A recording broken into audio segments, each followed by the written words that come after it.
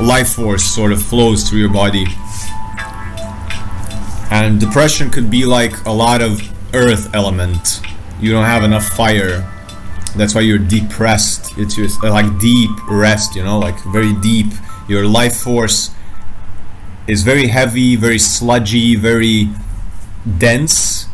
So you would need more air and more fire to get things going. And anxiety is like a very air element, a lot of thoughts, a lot of projecting into the future, what's gonna happen, you know, and a lot of fire maybe that you don't know what to do with, a lot of life force that is like, where am I gonna put this? So it could be in the brain, but I would say anxiety and depression have to do with the whole body, not just the brain.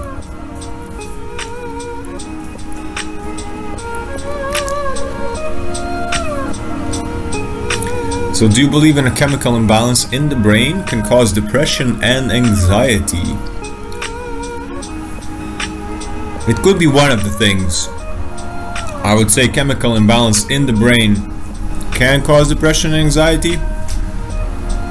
I just think that that's one of the ways that people can dismiss you. Like, oh, you have depression and anxiety. Oh, it's because of chemical imbalance in the brain. I think it's too vague of an explanation for something that's very, very deep inside of us, that's very personal, very emotional, very mental, very something on a soul level, something connected to authenticity, something connected to trauma, something connected to how are you expressing yourself with your life force, how are you embodying your soul into this body.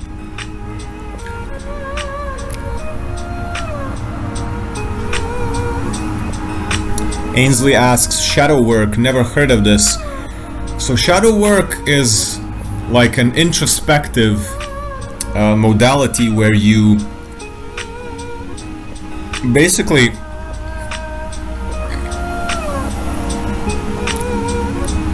through certain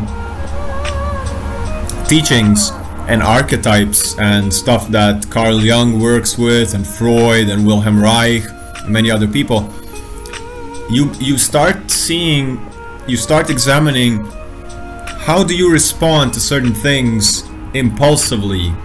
What are your shadow would be your body, let's say. So you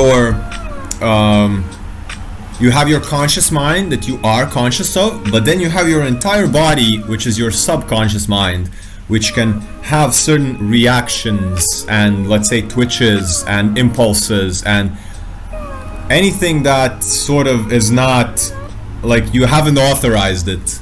It doesn't get the check. Oh, are you gonna do this with your body? No, the body's just gonna do it like itself. Or so your shadow self can react reactively, can act reactively, or it can act overbearingly in a sense. So let's say this is the balance point.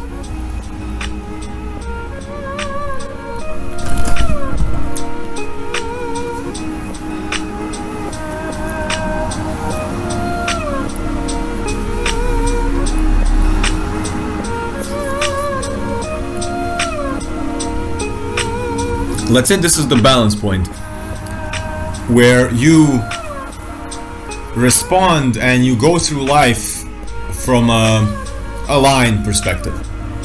And then a shadow aspect would be that your anger can come out either reactively or overbearingly.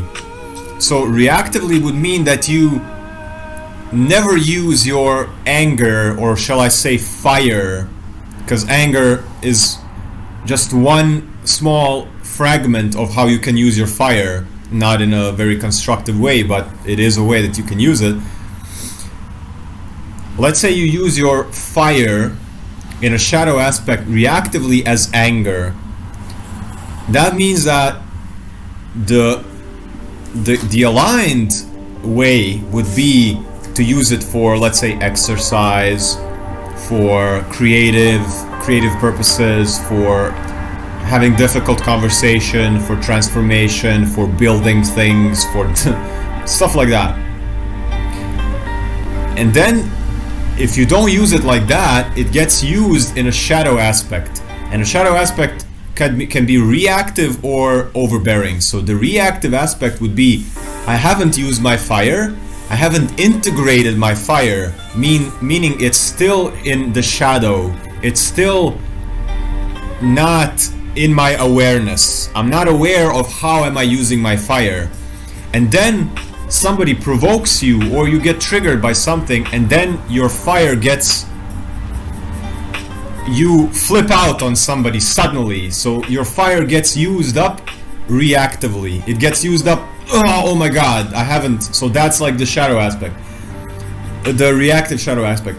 And the other part would be the overbearing aspect, where you don't use your fire, you use your fire, but it's still, you're still unaware, it's still in the shadow part that you are using too much of it. You are just crushing everything with your fire. And then shadow work would be